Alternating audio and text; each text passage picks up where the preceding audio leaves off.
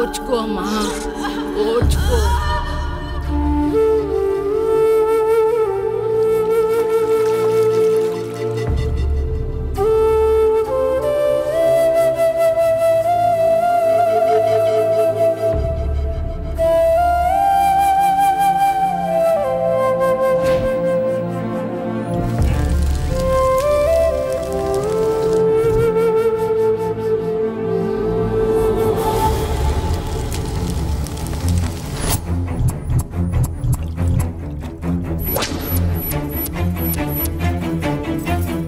కొంచెం ఓర్చుకో, ఒక గంట ఆగితే ఆ దేవుడు కరుణిస్తాడు.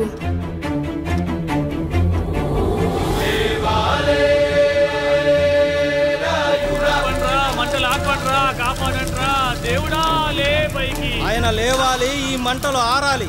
ఈ కంటిలోని ఒక్క బొట్టు ఈ మంటల మీద పడినా ఈ ఊరే కన్నీరు పెడుతుంది.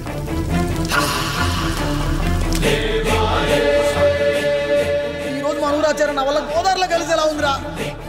భగవంతుడా, ఒక్క 5 నిమిషాలు, ఒక్క 5 నిమిషాలు నా ఈ పిల్లడం బిగించి తండ్రి. సన్నని చిరుకులు వడగలుగా మారి పిడుగుల రూపంలో బయటకు వస్తున్నాయిరా. నాలోని బాధ అనిచేది ఇప్పుడు. ఇంకొక 5 నిమిషాలు అంతే, నీళ్ళు సిద్ధంగా ఉంచుకోండి. ఆగు, ఎవరు చెప్పారా డెలివరీకి టైం అయిందని? ఆ దేవుడు నిద్ర లేచే వరకు ఈ ఊరు ఒత్త కూడా పోసుకోదు. ఇంకా 5 నిమిషాలు లేట్ అయితే ఆవిడ పేరు ముందు లేట్ పడుతుంది. అది చచ్చినా ఆ బిడ్డ వచ్చినా ఆ దేవుడు మంచం దిగి నేల మీద పడ్డాకే నీ కత్తి దాని ఒంట్లో దిగాలి. శభాష్ రా సమ్రా.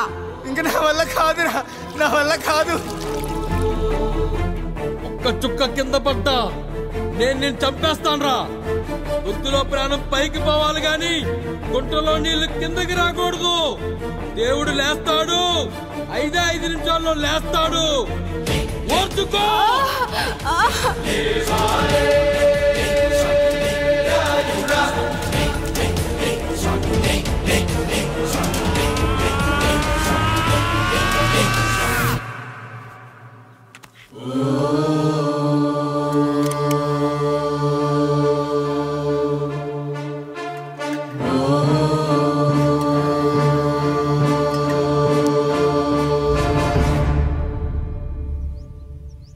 రాయుడు గారు నిద్ర లేచారు.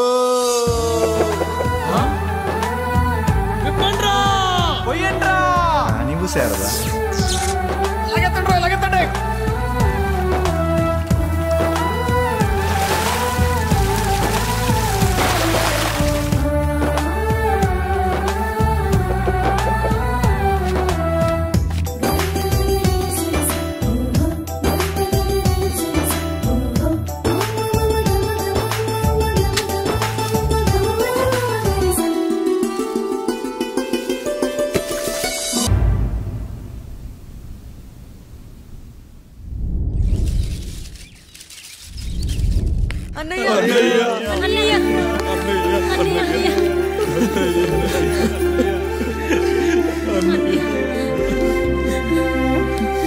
రాత్రి చాలా భయం వేసిందన్నయ్యా. ఇప్పుడు మమ్మల్ని వదిలి వెళ్ళకన్నయ్యా. రాత్రే కదరా మనం అందరం కలిసి పడుకున్నాం. ఎప్పుడో రాత్రి చూసామన్నయ్య, నిన్ను చూడకుండా ఒక్క అరగంట కూడా ఉండలేకపోతున్నా. నిన్ను చూసి చాలా రోజులైనట్టుంది అన్నయ్య. రాత్రంతా ఎక్కడికి వెళ్ళావన్నయ్య? అసలు ఎక్కడికి వెళ్ళారండి? ఇంట్లో దోమలు కుడుతున్నాయని అలా పక్కనే ఉన్న గడ్డివాం దగ్గర పడుకున్నా. మన రత్తాలు వాళ్ళ ఆయన ఊళ్ళో లేడంది. సరే అని తను తోడుగా తీసుకెళ్ళా.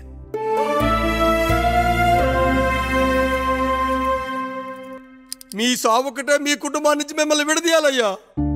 అప్పటి వరకు మేము కళ్ళు తెరిస్తే మా కళ్ళ ముందు ఉండాలి, కళ్ళు మూస్తే మా కళ్ళలో ఉండాలయ్యా.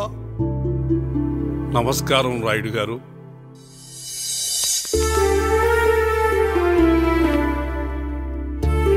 నమస్తే. ఏం జడ్జి గారు ఎప్పుడొచ్చారు? ఇప్పుడే. రాయుడు గారు, మీ కుటుంబం గురించి వినడమే గాని ఇప్పుడే చూస్తున్నాను. ఒక్కసారి మీ కుటుంబ సభ్యుల్ని నాకు పరిచయం చేయండి రాయుడు గారు. వాళ్ళు నా తమ్ముళ్ళు. నమస్కారం. మొత్తం ముగ్గురా? కాదు, నలుగురు. వాడు వేరే షూట్లో ఉన్నాడు. వీళ్ళు నా చెల్లెళ్ళు. నమస్కారం తల్లి. వీళ్ళు నా భార్యలు. నమస్కారం అమ్మా. వీళ్ళు నా బంధువులు. నమస్కారం. నా జీవితంలో ఎంతో ముఖ్యమైన, ఇష్టమైన, ప్రాణమైన మరో మనిషిని మీకు పరిచయం చేయాలి. ఆవిడే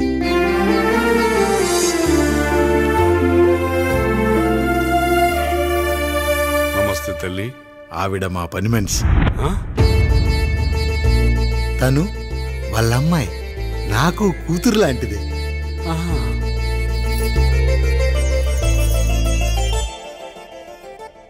ఆ ఫోటోలోని వ్యక్తి ఎవరమ్మా? మీ ఆయన?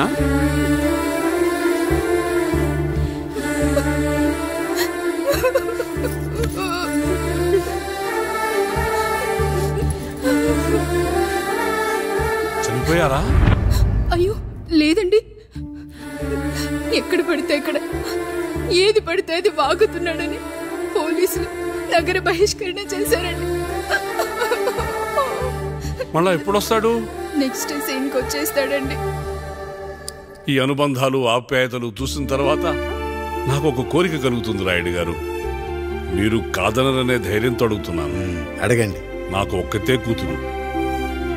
ఆమెని మీ కుటుంబంలో సభ్యురాలుగా చేసుకుంటారని. తప్పకుండా.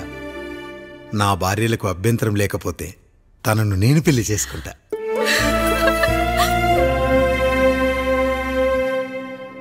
అయ్యో, మీరు పొరపాటుగా అర్థం చేసుకున్నారు. మీ పెద్ద తమ్ముడికి ఇచ్చి చేస్తారని.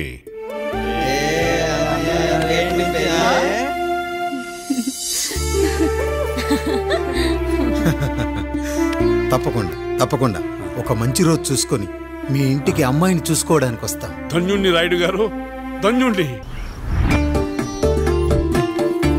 రండి రండి రాయుడు గారు. మీలాంటి పెద్దలు మా ఇంటికి వచ్చి మా అమ్మాయిని మీ కోడలుగా చేసుకోవటం. ఇంకా రాయుడు గారు ఏంటి బావగారు? బావగారు అని పిలవండి. సంతోషం. రండమ్మా. త్వరగా అమ్మాయిని పిలిపించండి. మా వాడు అసలే ఆగలేకపోతున్నాడు. మా వాడు చిన్నప్పటి నుంచి అంతేనండి. కక్కొచ్చినా ఏమొచ్చినా ఆపుకోలేడు. త్వరగా మీ అమ్మాయిని పిలిపిస్తే ఆ కళ్యాణం ఏదో చేసేద్దాం. అమ్మా జయమాలిని, అమ్మాయిని చూసురా.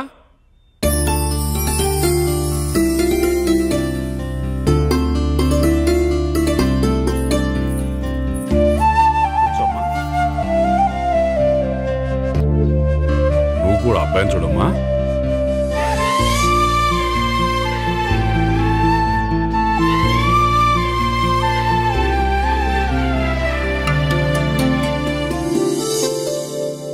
మా అమ్మాయి అని చెప్పుకోవడం కాదు గాని అసలు ఈ కాలపిల్ల కాదు బావగారు.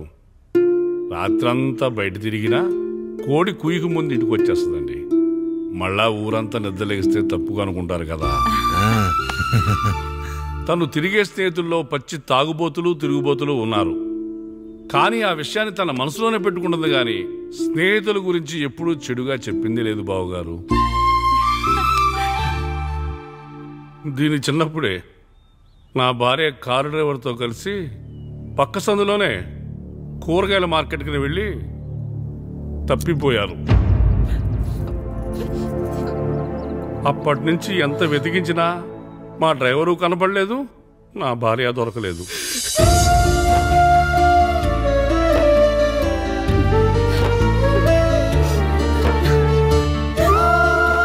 అమ్మ నాకు చాలా ప్రేమ పంచింది నాన్న.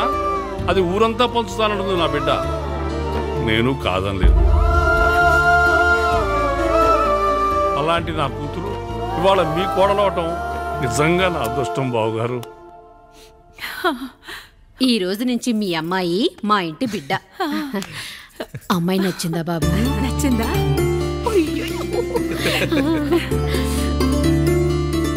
వాడికేం తెలుసు అన్నయ్య గారు, చిన్న పిల్లాడు. ఇప్పటికీ ఆకుని చెవులో పువ్వుని నోట్లో పెట్టుకొని తిరుగుతూ ఉంటాడు.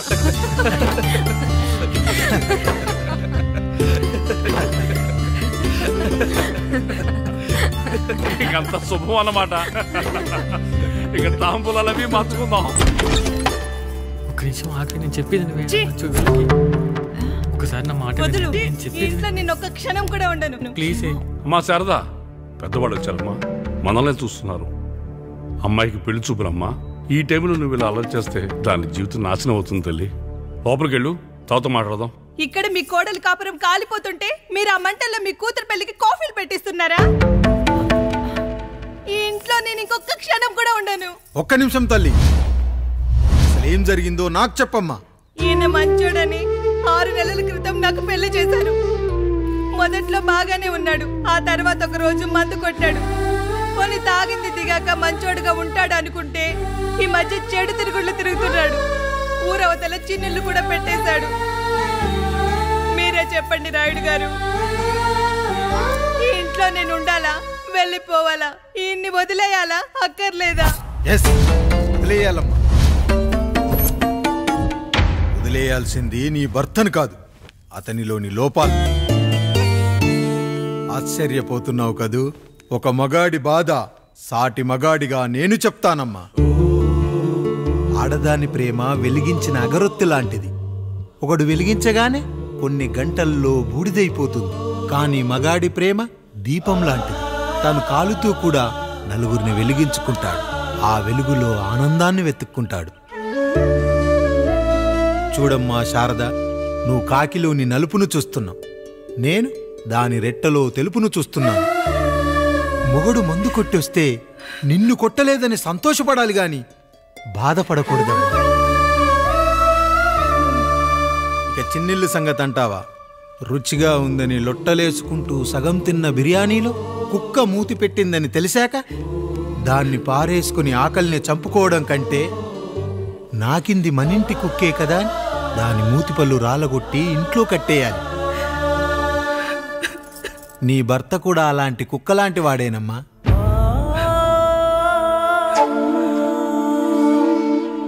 ఆడదానికి వయసొచ్చాక 3 ముళ్ళేసుకొని 90 ఏళ్ల జీవితం గురించి కలలు కంటుంది.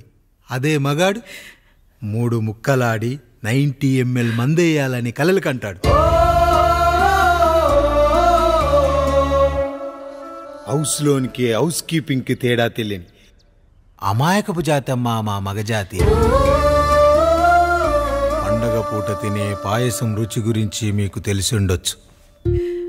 కానీ గరళం కంటే చేదుగా ఉన్న బ్రాందీని కక్కలేక మింగలేక తాగే ఆ బాధ ఒక్క మగాళ్లకు మాత్రమే తెలుస్తుంది.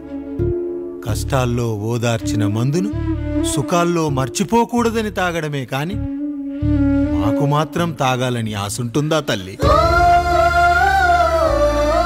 చివరిగా ఒక్క మాట, కష్టాలు పొంగల్లో మిరియాల్లా మనకే వస్తాయి, కానీ సంతోషాలు ఉప్మాలో జీడిపప్పులా పక్కనోడుతో ఉంటాయి.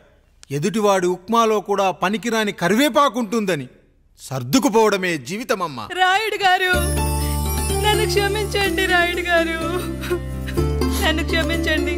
నా తప్పు నేను తెలుసుకున్నాను. ఈ రోజు నా 2 బిడ్డల జీవితాన్ని కాపాడారు రాయుడు గారు. ఈ శుభ కార్యక్రమాన్ని కూడా మీరే జరిపించండి. తప్పకుండా.